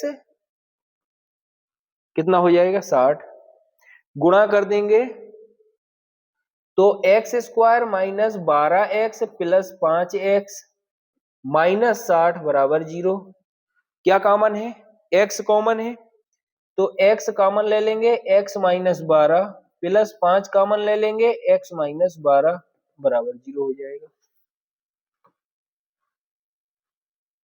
ठीक है, अब यहाँ पर x माइनस 12 और x माइनस 12 क्या हो जाएगा, कॉमन हो जाएगा, x माइनस 12 बचेगा क्या, x प्लस 5। क्या पूछा है, अन्य दो भुजाएं। तो यहाँ पर यदि हम x इसको बराबर 0 करवाएंगे, x प्लस 5 बराबर 0 करवाएंगे तो x बराबर क्या होगा, माइनस का 5, जो कि क्या हो जाएगा, अमान्य हो जाएगा। ये मान्य नहीं होगा, क्यों, क्योंकि भुजा कभी माइनस में आ ही नहीं सकती। तो x माइनस 12 बराबर 0, तो x बराबर कितना हो गया, 12 सेंटीमीटर। मतलब जो इसका आधार माना गया है x बराबर, वो कितना आ गया, 12 सेंटीमीटर। और ये 12 में से क्या करेंगे, इधर सॉल्व कर देते हैं, 12 में से 7 घट जाएगा, क्या बचेगा, 5। मतलब ये वाली भुजा कितनी आ गई, 5। दोनों भुजाएं क्लियर हो गई। अन्य दो भुजाएं, एक 12 सेंटीमीटर होगी और एक 5 सेंटीमीटर होगी। बहुत very very most important question है, आप इसको बिल्कुल कंप्लीट करना है, ठीक है। चलिए, किसी एपी का प्रथम पद, बहुत अच्छा क्वेश्चन है, एपी वाला है। अंतिम पद 45 है, अंतिम पद 45 है और योग कितना है, 400 है। प्रथम पद की हम बात करें, प्रथम पद, प्रथम पद ए बराबर कितना दिया है, 5। अंतिम पद, अंतिम पद एल बराबर दिया है 45। आप जानते हो कि एस एन बराबर एन वाई टू ब्रैकेट ए प्लस एल होता है। क्या होता है, ए प्लस एल होता है। यहां पर क्या पूछा गया है कि पदों की संख्या एवं सारवांतर ज्ञात कीजिए। क्या क्या निकालना है, पहले हमें पदों की संख्या निकालना है, राइट। एक एक चीज पर ध्यान देंगे। तो जो योगफल है एस एन बराबर, वो कितना दिया है, 400।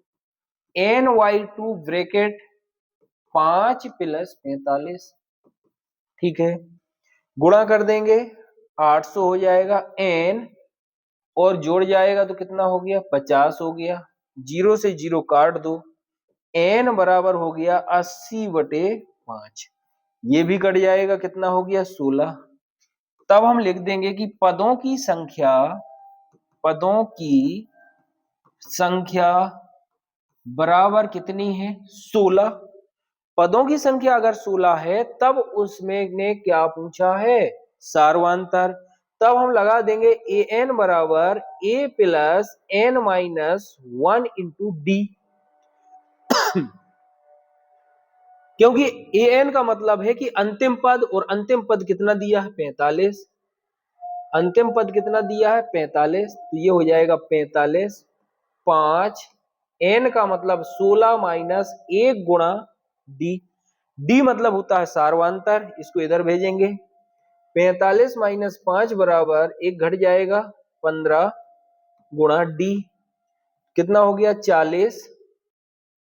40 बराबर 15 गुणा डी, तो डी बराबर क्या हो जाएगा, 40/15। 5 से कट जाएगा 8 बार और ये 3 बार, तो डी का जो मान होगा वो हो जाएगा 8/3। यही इसका 16 क्या हो जाएगा, पदों की संख्या हो जाएगी। और सारवांतर पूछा गया है, तो सारवांतर जो डी का मान है वो कितना हो जाएगा, 8/3 हो जाएगा। ये बहुत इंपॉर्टेंट क्वेश्चन है, ये आपको 3 नंबर का क्वेश्चन बनेगा इससे। यह क्वेश्चन कितना बनेगा, 3 नंबर का क्वेश्चन बनेगा। बहुत अच्छा है कि 3 अंकों वाली कितनी संख्याएं 7 से विभाज्य है। आपको पता होना चाहिए कि 3 अंक की संख्या जो होती है वो सबसे छोटी संख्या कितनी है, 100।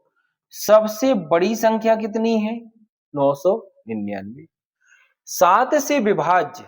अब हमें इसकी सीरीज बनानी पड़ेगी, एपी। एपी बनाने के लिए जो सबसे छोटी नंबर है उस पर हम 7 का भाग देंगे। देखना, 7 एकम 7, 3 0, 7 चौक 28, कितना बचा, 2। यदि इस पर 5 और जुड़ जाए तो ये 7 के बराबर हो जाएगा। यदि हम इस पर 5 जोड़ दें तो वह पूरा का पूरा भाग चला जाए।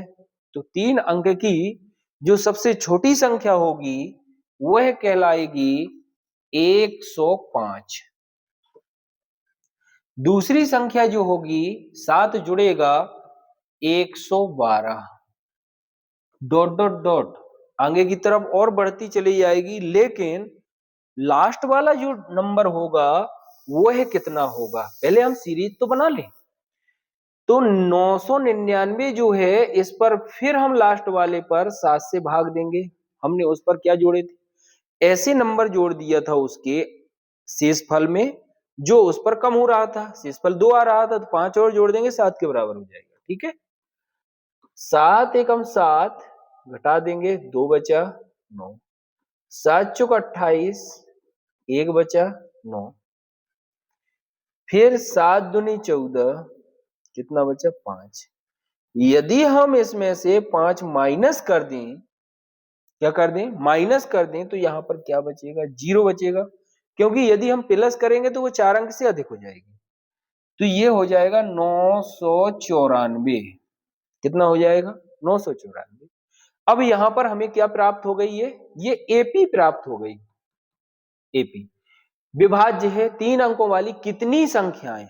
अब देखना पूछा क्या है, चलिए ए बराबर 105, डी बराबर 7, ए एन बराबर जो कि एनवा पद होगा वह होगा 994। ठीक है, ए एन बराबर A plus N minus 1 into D. A N का मान 994, ए का मान 105 plus N minus 1 into 7, 1 into 7, 105 को इधर लाइए, 994 माइनस 105 बराबर 7n माइनस 7 गुणा कर देंगे। क्या कर देंगे, गुणा कर देंगे। चलिए इसको छोड़ करके नहीं आना है भैया। तो देखिए अगर इसमें से हम माइनस करेंगे तो 4 मतलब 9 और 8 900 ये होगा, नहीं 900 थोड़ी 800, 8 8 9 889 प्लस 7 बराबर 7n हो जाएगा। 7 और जोड़ दीजिए इसको, जब हम 7 जोड़ देंगे तो ये हो जाएगा 7 6 9 896 और n बराबर बट्टे में कितना होगा 7 हो जाएगा। ये 7 से कट जाएगा, 7 एकम 7, 1 बचा और 7 दूनी 14, 5 बचा, 7 8 56, मतलब n बराबर 128 होगा। मतलब 3 अंकों की पूरी संख्याओं में 7 से जो विभाज्य होंगी वह कितनी होंगी संख्याएं, 128 होगी। Right, clear. नेक्स्ट चलते हैं अगले प्रश्न की तरफ। ये माइनस नहीं है, 10 और 250, बहुत बढ़िया बहुत बढ़िया। 10 और 250, चलिए क्या लिखा है, 10 और 250 के बीच 4 से 4 के कितने गुणज होंगे, वही पूछा, 4 से विभाज्य। तो ये 10 जो है ये 4 से विभाज्य है क्या, नहीं। इसके बाद कौन सा नंबर होगा, 12, 12 के बाद कितना होगा 16, 16 के बाद कितना होगा 20। कहां तक लिखेंगे, डॉट डॉट डॉट खत्म। क्या 250 भी 4 से विभाज्य है, देख लेते हैं। 250 में 4 का भाग देंगे, कितने बार जाएगा, 6 बार, 24, 1 बचा 10 और ये 2 बार जाएगा 8, कितना बचा 2। यदि हम इसमें 2 जोड़ दें तो 250 से अधिक हो जाएगी, तो क्या करो 2 घटा देंगे तो 248 जो लास्ट हो जाएगा। ये क्या हो जाएगा, ये इसकी एपी हो जाएगी। क्या हो जाएगी, एपी। राइट, अब हमने एपी का एपी निकाल लिया, तो 4 के कितने गुणज होंगे, वही प्रक्रिया फिर देखिए। ए इक्वल टू 12, डी बराबर 4, ए एन बराबर 248, ए एन बराबर फॉर्मूला लगाएंगे, ए एन बराबर A plus N minus 1 into D. क्या हो जाएगा, डी 248 बराबर 12 प्लस 4 नहीं, एन माइनस 1 मल्टीप्लाई 4, क्या हो जाएगा 4। चलिए 12 को इधर लाइए, 248 माइनस 12, 4n माइनस 4, ये 12 घटाएंगे तो कितना होगा 6, 3, 236 प्लस 4 बराबर 4n। ये बात बिल्कुल क्लियर हो गई। अगर ये बात क्लियर हो गई तो देखिए इसमें 4 जुड़ जाएगा तो ये कितना हो जाएगा 240 बराबर 4n। तो n बराबर कितना हो जाएगा 240 बटे 4, कितना होगा 60। n बराबर कितना आ गया 60। मतलब 10 और 250 के बीच में जो 4 के गुणज होंगे वो कितने होंगे 60 होंगे। क्लियर समझ में आ गया होगा। और ये क्वेश्चन जो मैं बताने जा रहा हूं ये आपको 24 तारीख के पेपर के दिन आपको मिलने वाले हैं, इसलिए इस वीडियो को अत्यधिक मात्रा में आप शेयर करें ताकि ये सभी तक क्वेश्चन पहुंच जाएं, सभी को लाभ प्राप्त हो जाए, कोई छूटने ना पाए। एपी के प्रथम n पदों का योगफल 4n माइनस एक्स स्क्वायर नहीं n स्क्वायर है, तो इसका प्रथम पद S1 क्या है, प्रथम दो पदों का योग क्या है, दूसरे पद क्या है, इसी प्रकार तीसरे 10वें और nवें पद भी ज्ञात कीजिए। बहुत अच्छा क्वेश्चन है, बहुत सरल क्वेश्चन है और बहुत इंपॉर्टेंट क्वेश्चन है। ज्यादा अंक का आएगा तो बड़े अंक का आएगा, तो बिल्कुल देखना है। इस पर दिया गया है जो कि n पदों का योगफल मतलब Sn बराबर 4n माइनस n स्क्वायर, ये दिया हुआ है। अगर ये दिया हुआ है तो जो चीज ये पूछ रहा है कि प्रथम पद मतलब S1 क्या है, अगर हम एक पद निकालेंगे तो एक पद का योगफल क्या होगा, जो प्रथम पद होगा वही तो योगफल होगा। चलिए यदि हम प्रथम पद की बात करते हैं एक पद का योगफल तो S1 हो जाएगा 4 मल्टीप्लाई 1 माइनस n स्क्वायर, मतलब S1 बराबर हो जाएगा 4 माइनस 1 बराबर कितना होगा 3, मतलब S1 बराबर 3 और यही हो जाएगा प्रथम पद। क्या हो जाएगा, क्या हो जाएगा मेरे स्टूडेंट, यही हो जाएगा प्रथम पद हो जाएगा। तो यहां पर हमने प्रथम पद भी निकाल लिया S1 बराबर 3 जो कि क्या होगा एक पद का योगफल, जो कि हमारा एक क्वेश्चन इधर का आधा सॉल्व हो गया। प्रथम दो पदों का योगफल क्या है, अब यदि हम प्रथम दो पदों के योगफल की बात करते हैं तब हम निकालेंगे S2 दो पदों का योगफल, तो 4 गुणा 2 माइनस 2 का स्क्वायर, S2 बराबर 8 माइनस 4 अर्थात कितना होगा 4। ये दूसरा पद नहीं बल्कि दो पदों का योगफल होगा, दो पदों का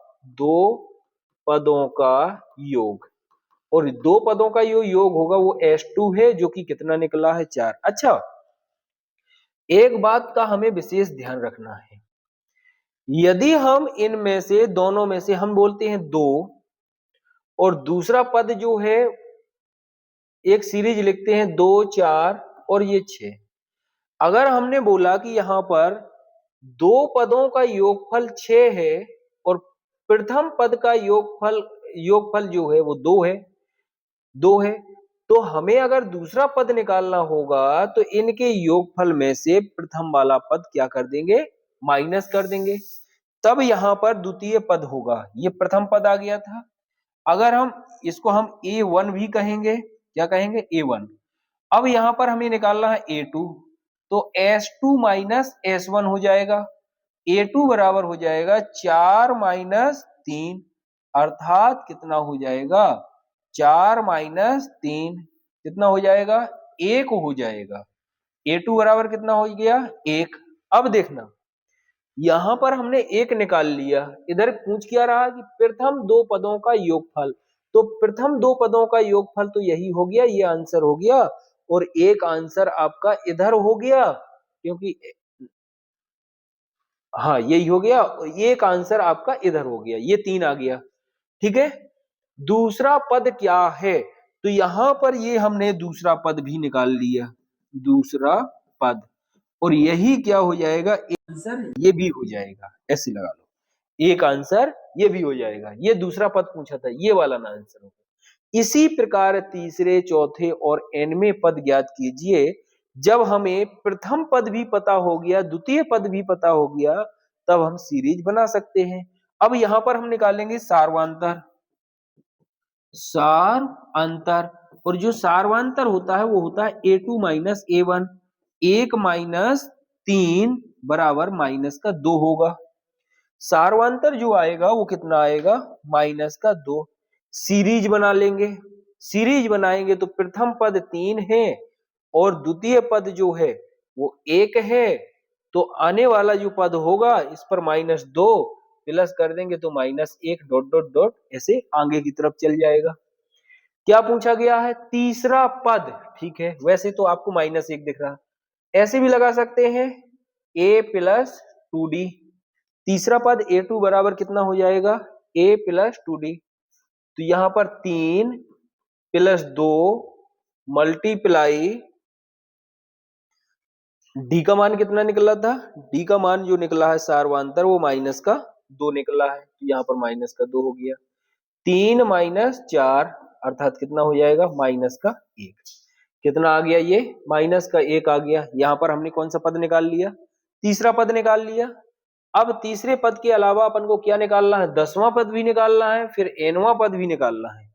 तो 10वां पद, इसको मैं साफ कर देता हूं, तो यहीं पर 10वां पद निकाल देता हूं। ठीक है, देखिए 10वां पद के लिए a10 बराबर होगा a प्लस 9d।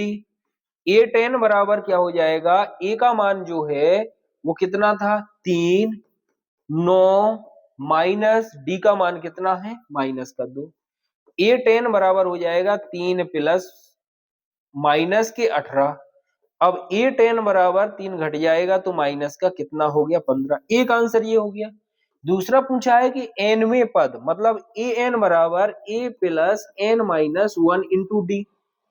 an बराबर हो जाएगा 3 plus n minus 1 multiply d का मान -2। इसको हम साफ कर देंगे। चलिए, an 3 प्लस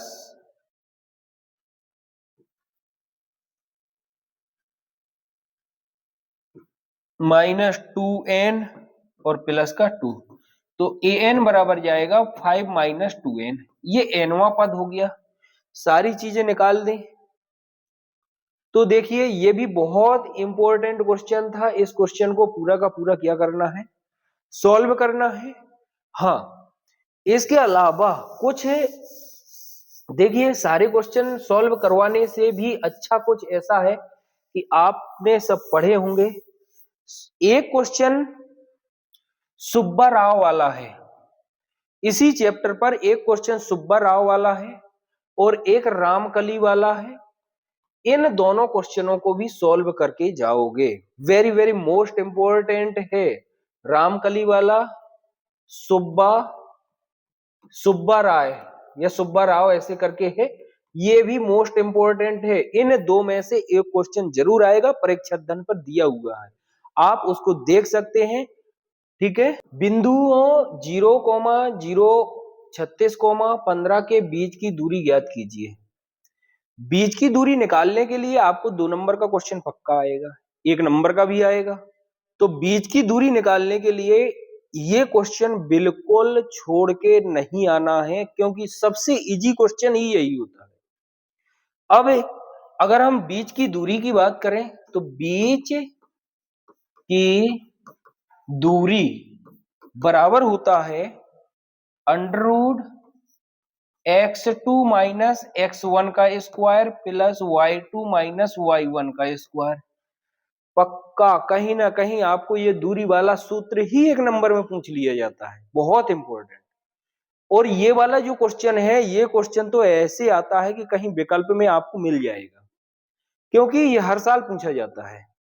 चलिए, हम इधर मान लेते हैं x1 y1 और इसको मानते हैं x2 और y2।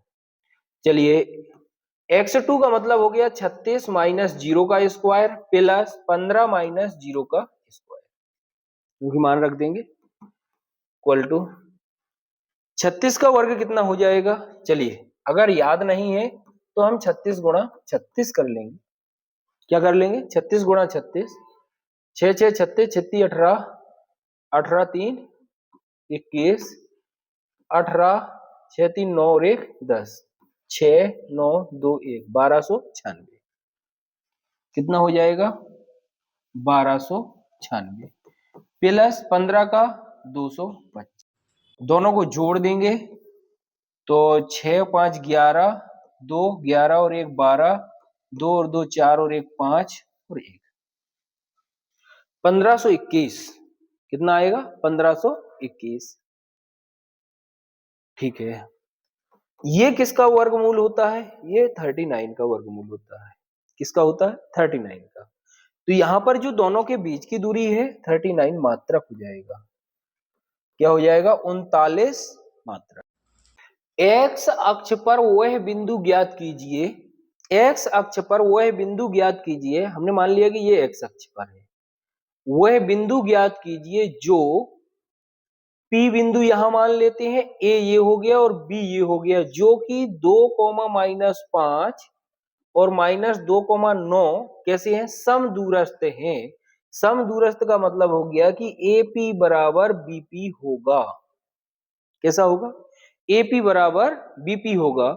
तो यहां पर AP और BP के लिए हम AP और BP निकालने के लिए फॉर्मूला लगाएंगे दूरी का। दूसरी बात हमें यह भी देखना है कि x अक्ष पर स्थित ये ऐसे बना होगा, यदि यहां पर कोई बिंदु स्थित है तो इसके क्या होंगे, y तो नहीं चलेगा ना, x, 0 होगा। ठीक है, x, अगर ये 0 होगा तो इसके जो P बिंदु के निर्देशांक हो जाएंगे वो कितने हो जाएंगे, x, 0 हो जाएगा। ये भी पता हो गया। ठीक है, अब अगर ये होता है तब हम यहां पर लगाएंगे कि AP बराबर, क्योंकि P बिंदु से A के निर्देशांक के दोनों के बीच की दूरी निकालेंगे। ठीक है, x1 x माइनस 2 का स्क्वायर प्लस 0 माइनस 5 प्लस 5 का स्क्वायर, बिल्कुल सही। AP बराबर हो जाएगा under root x square plus 4 minus 4x plus 25। ठीक है, AP बराबर हो जाएगा under root x square minus 4x plus 29, 4 जुड़ जाएगा इसमें, ये AP निकल आया। ठीक है, यहीं से हम क्या निकालेंगे, BP भी निकालेंगे।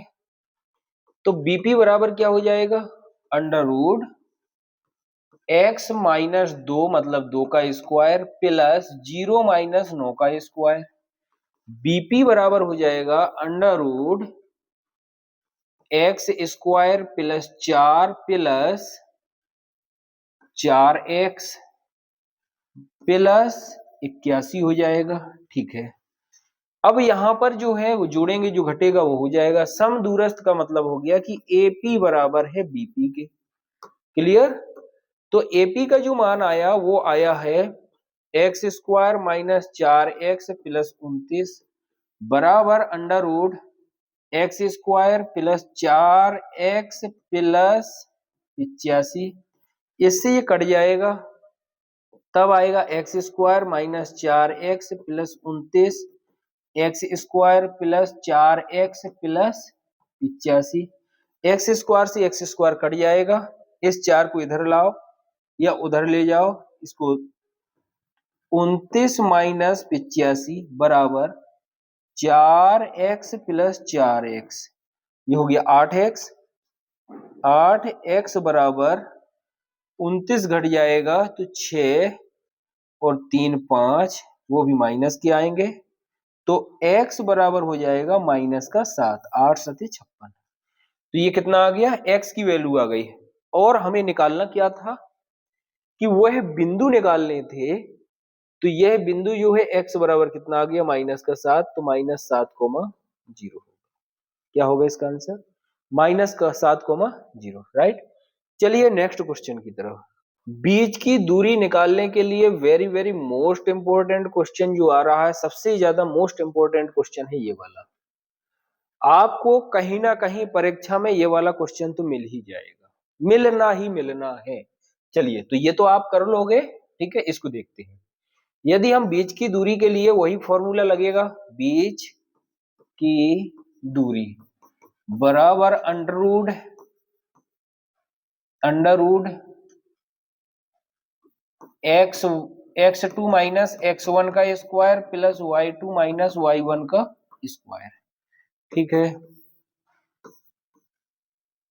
x2 माइनस ए का वर्ग प्लस माइनस बी का वर्ग, अगर हम दोनों को जोड़ देंगे तो ये हो जाएगा -2a का वर्ग प्लस -2b का वर्ग अंडर रूट, ये करेंगे हम 4a का स्क्वायर 4b का स्क्वायर, यहां पर दोनों में 4 कॉमन हो जाएगा, क्या हो जाएगा 4 कॉमन, बराबर लगाएंगे, 4 कॉमन लेंगे और कॉमन के बाद a square plus b square होगा, 4 को बाहर निकालेंगे तो ये हो जाएगा a square plus b square.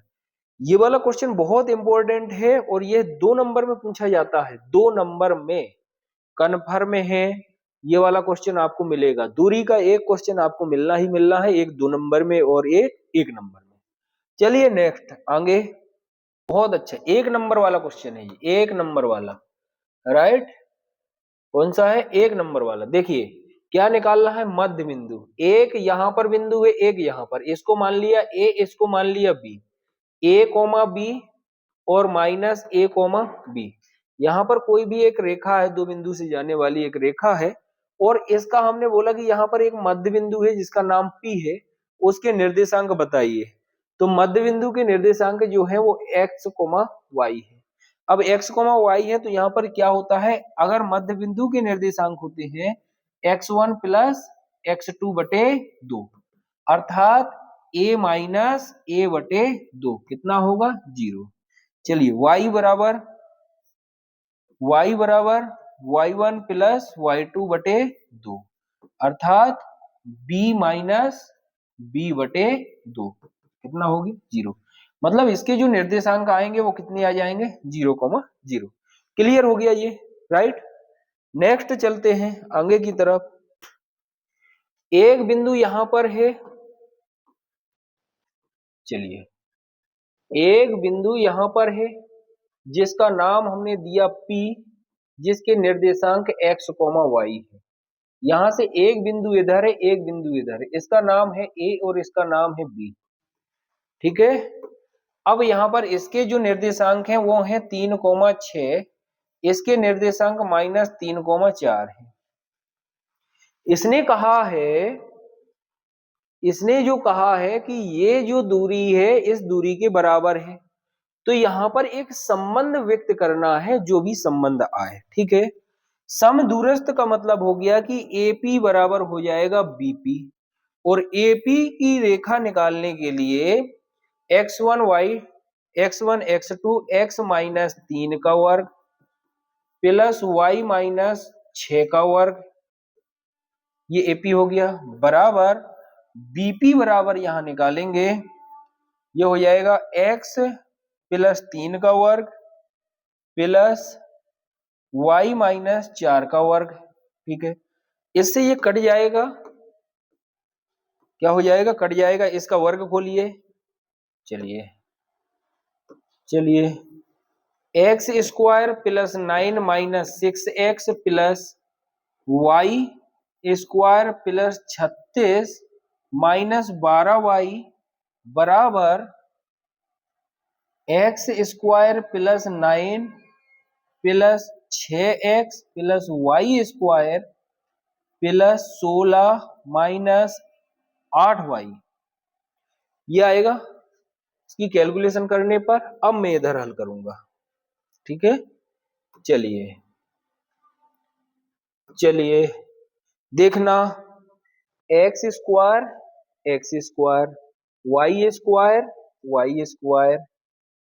अब क्या बचा, एक तरफ 9, ठीक है 9 लिख दीजिए, plus 36 minus 6x minus 12y, ये भी लिख गया, ये भी लिख गया, 9 बराबर 9 plus 16 plus 6x minus 8y। यहां पर भी कुछ कट पिट रहा है तो उसको हम काट देंगे और सरल कर लेंगे। ठीक है, तो देखो 9 से तो 9 कैंसिल। ठीक है, अब इनको x और y को एक तरफ ले जाओ, माइनस का 6x माइनस का 12y और माइनस के 6y प्लस के 8y बराबर 16 इस तरफ है और इस तरफ 36, तो माइनस के 36 हो जाएंगे। 6 6 12x और 8 घट जाएगा तो माइनस के 4y बराबर हो जाएगा माइनस का 20। 4 से भाग दे दो, माइनस के 4 से क्या कर दें भाग, तो 3x प्लस y बराबर 5। यही एक संबंध निकल करके आया है जो इसके लिए इंपॉर्टेंट संबंध है। तो ये क्वेश्चन भी आपका आएगा तो 3 नंबर में आएगा, बहुत बढ़िया क्वेश्चन है और इस क्वेश्चन को भी आपको नोट करके जाना है और 1 से 2 बार इसका रिवीजन जरूर कर लेना। क्लियर। ए और बी क्रमशः इतने और इतने हों तो बिंदु पी के निर्देशांक ज्ञात कीजिए ताकि एपी बराबर 3/7 AB हो और पी रेखाखंड AB पर स्थित हो। पी रेखाखंड, यहां पर हमने एक रेखाखंड बनाया, ठीक है, जिसका नाम ए और बी है। यहां पर कोई बिंदु हमने मान लिया कि ये कितना है, पी है, जो कि ए पी जो है वो 3/7 का भागीदारी है, तो 3 ये हो गया और 4 ये हो गया, क्योंकि 3/7 टोटल कितना है 7 होना चाहिए, जिसका उसका 3/7 भाग होगा। पी रेखाखंड ए बी पर स्थित है। क्रमशः ए और बी के लिए -2, -2 और ये हो जाएगा 2, -4। चलिए, अगर हम इसको मानते हैं तो ये हो जाएगा x1 y1 और ये हो जाएगा x2 और y2। इसके निर्देशांक जो मानेंगे x, y हो जाएगा। अच्छा, m1 अनुपात m2 बराबर 3:4 हो जाएगा। अब इसके लिए जो विभाजन का सूत्र होता है, विभाजन का सूत्र क्या होता है, चलिए विभाजन का x बराबर होता है m1 x2 plus m2 x1 बटे m1 प्लस m2। x जो है वो हमने x मान लिया, ये x है। m1 का 3 गुणा x2 बराबर 2 प्लस m2 4 गुणा -2 बटे 3 प्लस 4, क्या है 4 है। देखिए, तो x बराबर 3 दूनी 6 -8 बटे 7, राइट। तो x बराबर हो जाएगा -2 बटे 7। ये किसका मान आ गया, ये आ गया x का मान आ गया, x बिंदु का। चलिए y बराबर m1 y2 plus m2 y1 बटे m1 प्लस m2, राइट। तो y बराबर जो होगा, m1 का मान कितना है 3 गुणा -4 प्लस 4 गुणा -2 बटे 3 प्लस 4। चलिए, तो y बराबर जो होगा वो होगा -12 प्लस -8 बटे 7, y बराबर -20 बटे 7। अच्छा, ये P बिंदु के जो निर्देशांक आए हैं, जो विभाजन निर्देशांक होंगे, जो पूछा गया है कि P बिंदु के निर्देशांक कितने होंगे बिंदु P के, तो P बिंदु के जो निर्देशांक होंगे वो क्या हो जाएंगे, वो हो जाएंगे -2/7, -20/7। यही इसका आंसर होगा। क्लियर। चलिए,